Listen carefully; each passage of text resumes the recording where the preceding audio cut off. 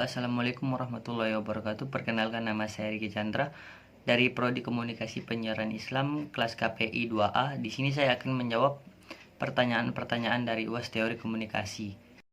Baik, saya akan menjawab pertanyaan nomor 1.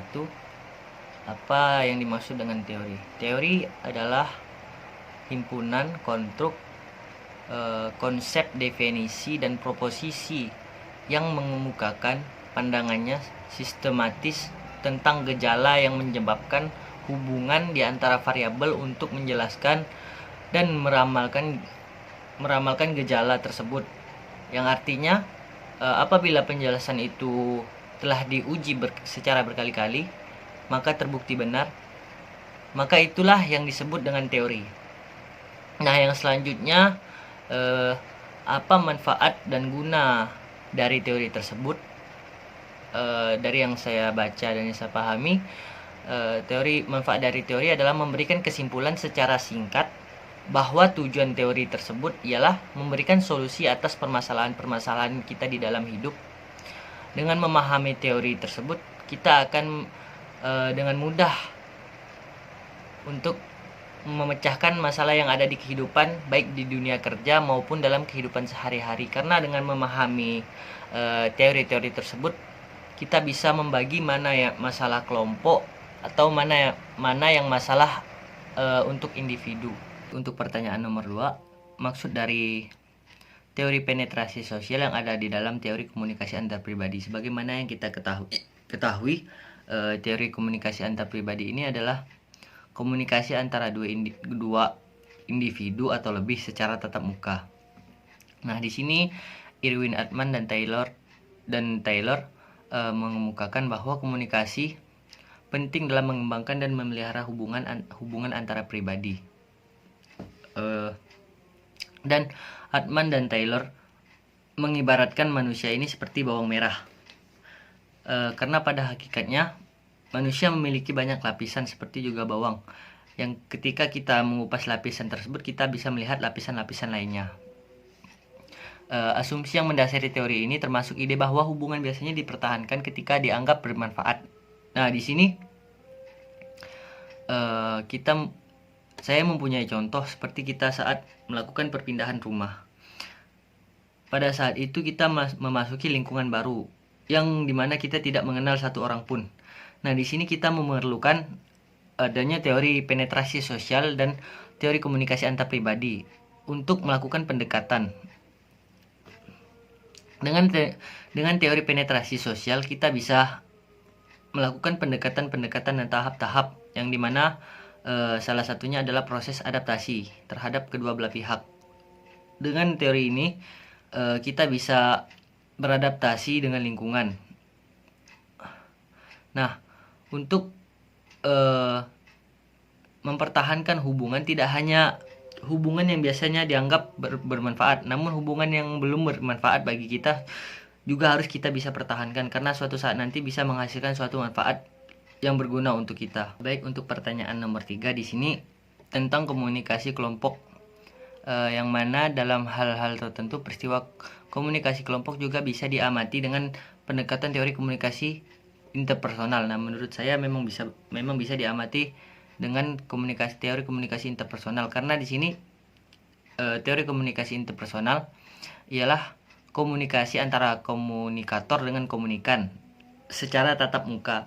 Nah, dengan teori komunikasi interpersonal di sini kita bisa mengetahui apa saja yang ada di dalam pikiran, atau kita bisa mengetahui sifat-sifat terhadap individu-individu yang ada pada kelompok tersebut. Dengan begitu kita bisa dengan mudah mengetahui apa ideologi yang ada di dalam diri mereka, dan kita bisa mengubah atau memperteguh sikap dan perilaku mereka.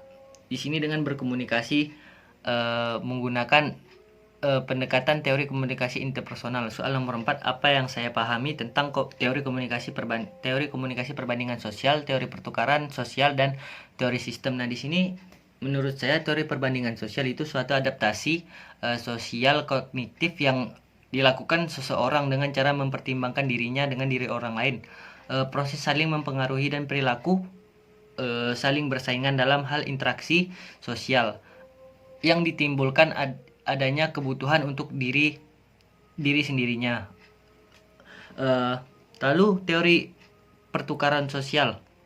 Teori ini dalam ilmu sosial yang menyatakan bahwa dalam sebuah hubungan sosial terdapat unsur ganjaran, pengorbanan, keuntungan yang saling mempengaruhi. Nah, yang selanjutnya ini teori sistem.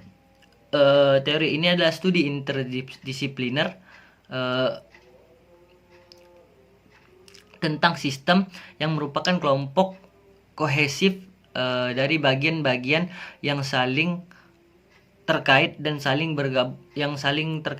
bergantung, yang dapat bersifat alami maupun buatan manusia. Untuk soal nomor 5, di sini mengapa media massa kalau memberikan informasi apalagi hal baru disampaikan oleh tokoh berpengaruh seperti ilmuwan, ustadz dan lain-lain, itu efeknya pengaruhnya sangat kuat dan besar. Nah, menurut saya di sini dari komunikasi massa, karena saat ini media massa memang sangat-sangat dibutuhkan, apalagi saat-saat di pandemi seperti ini.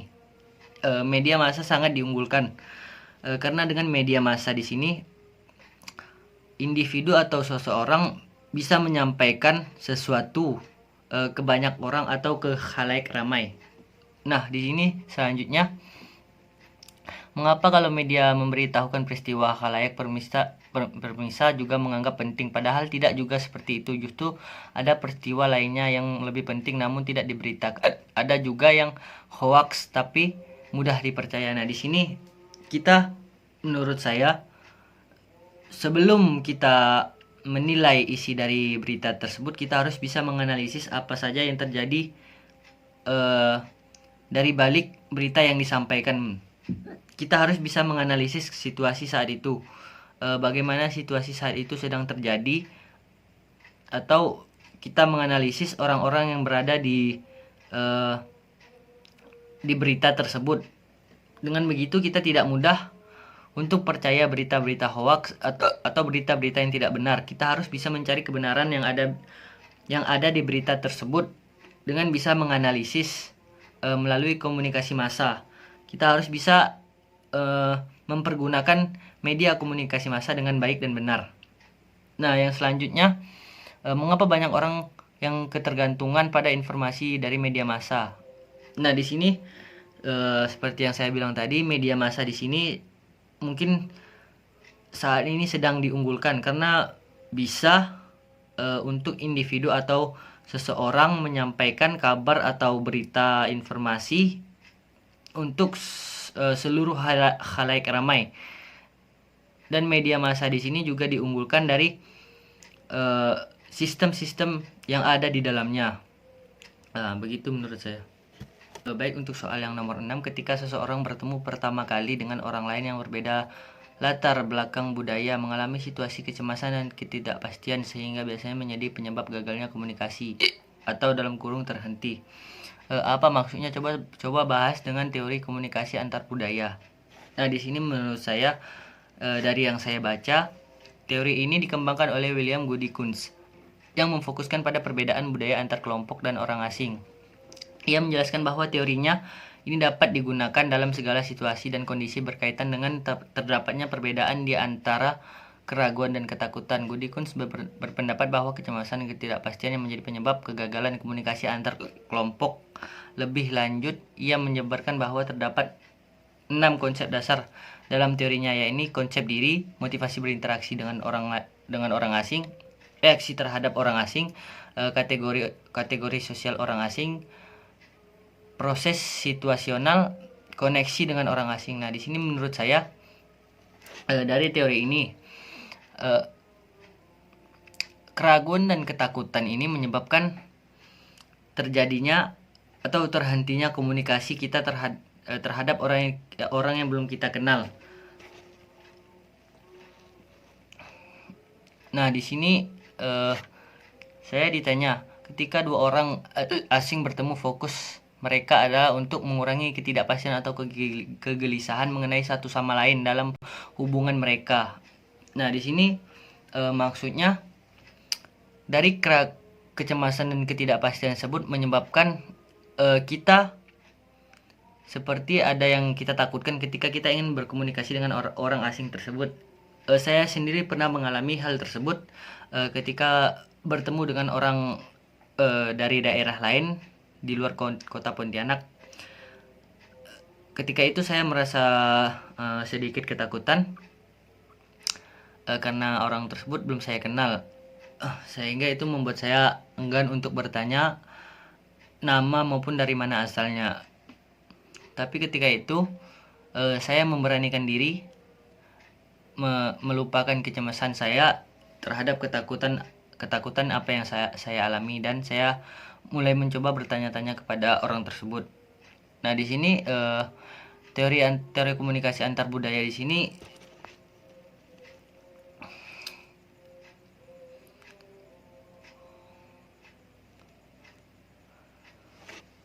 teori komunikasi antar budaya di sini sangat erat kaitannya dengan kehidupan manusia dalam masyarakat, di mana ada masyarakat, di situ pasti ada budaya atau kebudayaan.